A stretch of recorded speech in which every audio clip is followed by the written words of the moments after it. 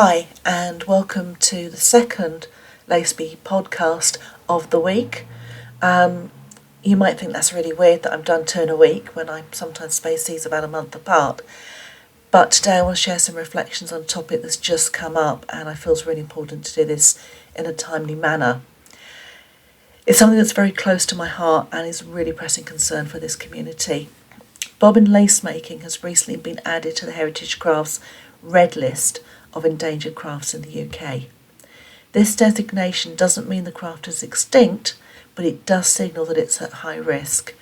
There are still practitioners passing on their skills, but not enough to ensure its survival in the coming decades without deliberate support. Now, as always, in the notes for this podcast is a link back to the original blog, and this podcast will also be embedded in the blog itself. Do have a look at the blog. You can listen to the podcast independent or have the blog up at the same time. But the blog will have some links in there to things like the red list and other things that I'm going to mention in this particular podcast. So, bobbin lace making is more than just a historical curiosity. It's a very living craft. It's shaped communities, sustained livelihoods, and created exquisite heirlooms from thread and time.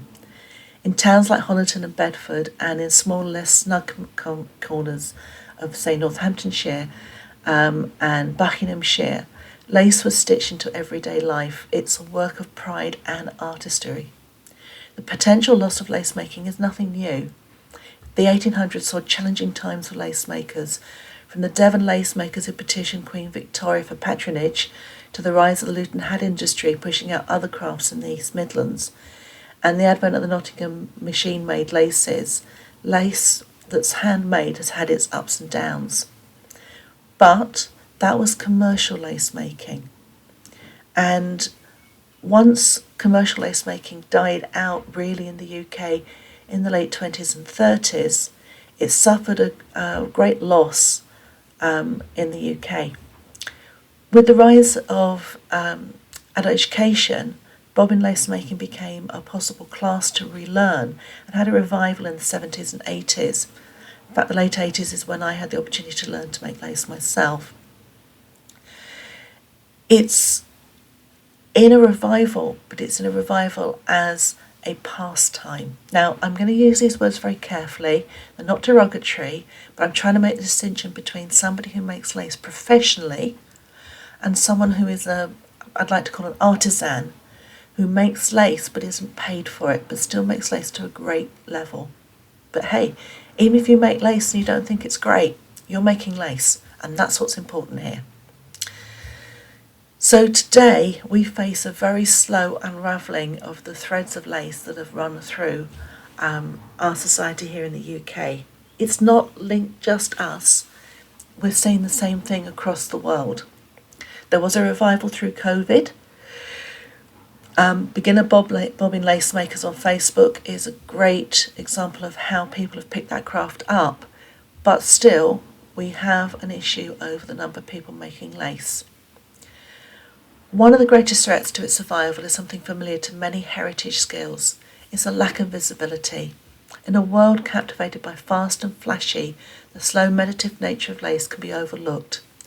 When you can crochet a hat in an evening, but a piece of lace will take you a weekend, or in some cases, many months to complete, it's a very slow craft.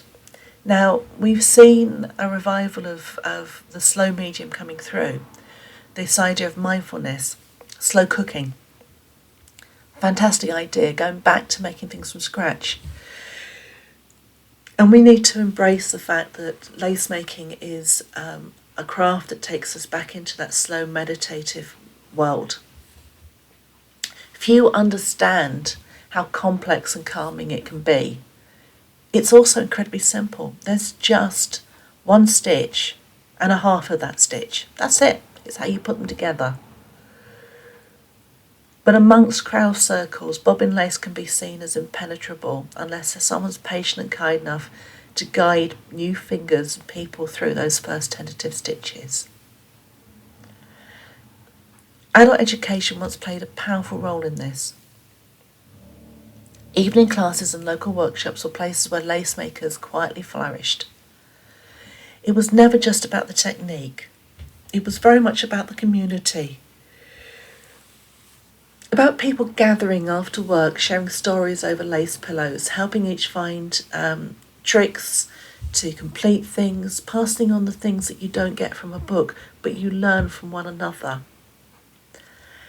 Those classes were lifelines for so many reasons, and now they've largely vanished. Funding cuts, lack of space, and undervaluing of non-vocational skills have all played a part in the decline of adult learning, which in turn leaves fewer avenues for passing lace skills to newcomers. The wonderful exceptions, dedicated lace teachers, committed guilds, enthusiastic local guilds, are holding those threads together, but they really need support. We have to add to this the quiet problem of ageing. Many of the most skilled lace makers in the UK are now in their 70s and 80s.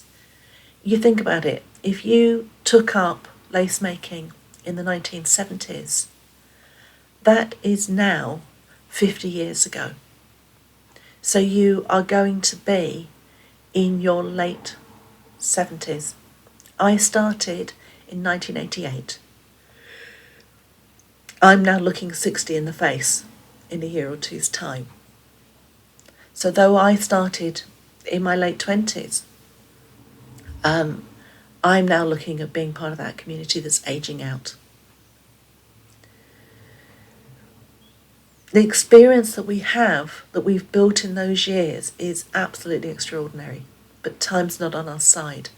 Without apprenticeships or younger learners stepping in, knowledge slips away with every lost teacher. Now, the government's never going to do an apprenticeship for lace making, simply because there's no professional lace maker, and why would we sponsorship that? But we need younger people to come in. Now, love it to be taught in schools. That's not going to happen. But we are very much looking at making sure that anyone can come into this. So if somebody is interested in their 20s or 30s, they have to be encouraged. The market for handmade lace has also dwindled. Industrialisation changed things long ago, but even now, when handmade should hold premium value, the true worth of bobbin lace is often misunderstood. Its price reflects rarely the hours of expertise required. And it would be lovely if that could change, but, it's not going to happen. We went to Bruges for my 40th birthday, and we went round the lace houses and were shown a lot of handmade lace, but it was obviously from China and India. Incredibly cheap. No reflection of the hours involved in there. So we went to one of the shops that was considered to be quite reputable, and my husband turned round to the lady behind the counter and said, "Do you have any locally made handmade lace? My wife's a lace maker and she'd like some examples." And the woman sort of furtively looked round, checked over her shoulder, and pulled out a box from right in the bottom of the counter. Passed it to us and said, very apologetic, what the price of the pieces were. And bearing in mind this was, nearly 20 years ago, they were around €45 each. Now, this was my big birthday present, so we bought two pieces, a piece of beautiful clunny lace and a piece of Flanders lace, because I wanted an example that was made by somebody that was competent, and I didn't mind paying the money. Now, I know the shop took a portion of that, selling it, but to know that the person actually got paid something that was quite reasonable was good, and that was important to us. And I've treasured those two pieces, and they are there in with other pieces that I've been given over the years from the estates of lace makers who've passed. And I use them as teaching pieces, and I use them to study as well for myself. But last time I checked as to whether those shops were all still there in Bruges, they've gone. And it's really sad to see that someone that's seen as an excellence of handmade lace has now dwindled in what it can offer as well. So, what can we do? The first thing is to start speaking about lace making more often. Show it, share it, wear it, teach it if you can. And if you think you're not an actual teacher, just teach it anyway. There is something amazing about somebody who just wants to pass on a skill, even if they don't feel they're competent in it. And I'm going to share with you the story about the gentleman that taught me to play guitar. Mr. Shales was my music teacher at school. And my friend at school, Richard, wanted to learn to play the guitar.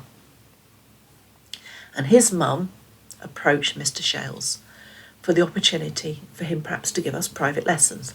It was the 70s, teachers were allowed to do this. And Mr. Shales admitted that he was teaching himself to play the guitar and he wasn't that competent. And Henrietta said to him, but you're a great person and it's your love of music that I want Richard to have. But they decided that for just one person to learn wasn't really worth it, so I was given the opportunity to come to the classes as well. Now this was a really big spend for my mum, because at the time it was £5 a class. Now in the late 70s that was a lot of money, and also we had to go buy the guitar. And the guitar was bought on hire purchase from the local music shop. Now there's something that's disappeared. There's not that many music shops these days either.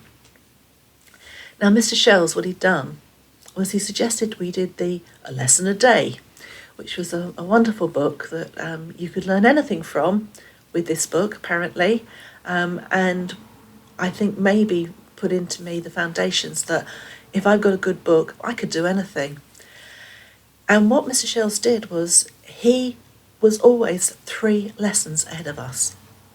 So he was learning still, just as we were. So when we did a lesson, he'd done that lesson 3 weeks earlier and had 3 weeks to practice it.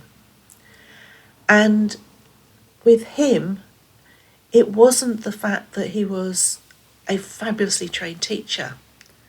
As he admitted himself, he was a music teacher. He was there to get us to sing in tune, basically, for school concerts. That's what they employed him for. Bear in mind, we were in junior school. He was there more than anything to make us feel like we could do it. And this is the key thing with teaching. Now, I have done teacher training classes for business. I always like to call it, tutor training. I've written workbooks for further education training.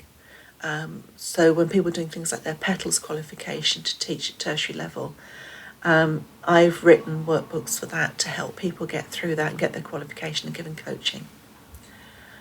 So yes, I do know an awful lot about how you teach.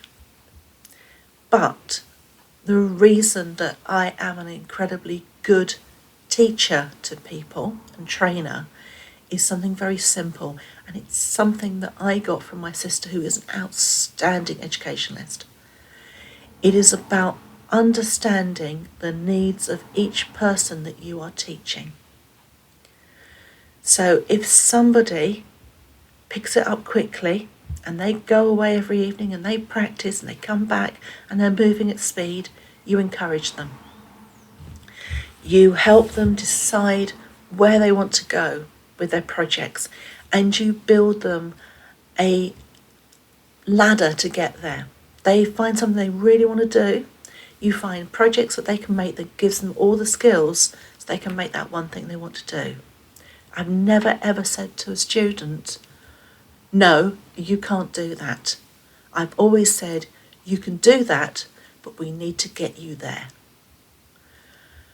And it's my experience in lace making that tells me what projects they need to do to learn the skills to get where they want to go. That's the thing. When someone moves fast, great. For the person that's not getting it, it's about telling them the same thing in different ways.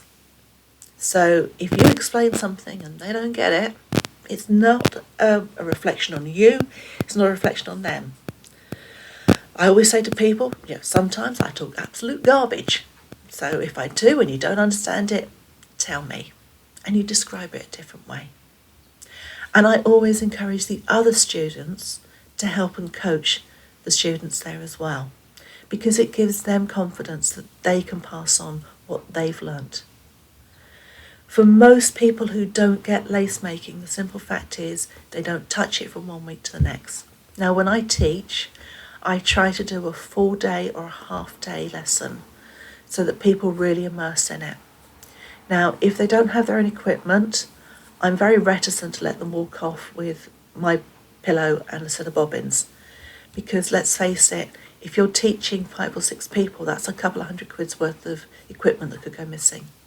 So if you're doing a good half day or a full day for the session, it gives them a time to immerse and think about it. If they think that lace making is for them, then you encourage them to get their own stuff. Now, you can make your own pillow by getting a nice piece of polystyrene and sticking some felt on the top and covering it in material. And if you've ever met any lace maker, they've always got a couple of hundred plastic bobbins. So I always have spare plastic bobbins I can give to people to just get going if they want to. There's free patterns on the website. Joe Edkins' website has some really great things that people can try. You can even make bobbins from rolled up paper or skewers with beads on the bottom. So there's always a way you can do this at the cheapest possible way to make it accessible. And then that brings to the point where you encourage them to practice at home. The students that I've had issues with where they don't seem to pick it up have always been those that think they can just come along, do a couple of hours and they're going to become a fantastic lace maker. I've had students sit there and go to another one, well, I don't see why you've got the hang of this, we're exactly the same point. But they'll be the one that didn't actually do any practice. It is muscle memory. When people say someone was a prodigy, let's face it, they probably spent a lot of time practicing. There are people who understand the geometrics of torsion lace better than others if they're mathematically based. I get that. But it doesn't matter. It's around describing things. And it's that hands-on, that bonding, that together. It's the showing people. It's always explaining to them what you do, even if you undo something for somebody because they've got themselves in a bit of a pickle. Explain what you're doing while you undo. So, go teach it. Even if it's to your next door neighbour's auntie's cousin. If somebody says they fancy making lace, get one of your old pillows out, give them a lesson. Just do it. You will be fine. And in fact, you'll enjoy it. I started teaching lace 6 months after I started making because there were 2 women who wanted to make lace and couldn't find a teacher. There's been a problem with finding teachers since the 80s, and now we have even less. So, passing on a technique is important, and there are also things that they don't tell you in books. There's a knack I have for how to shorten a bobbin thread without taking it off. It involves a big pin. I was shown that by somebody who told me they don't teach. They taught me so much by not teaching me things. They'd watch me make stuff and go, oh, have you tried this technique? Have you tried that technique? That's what's important.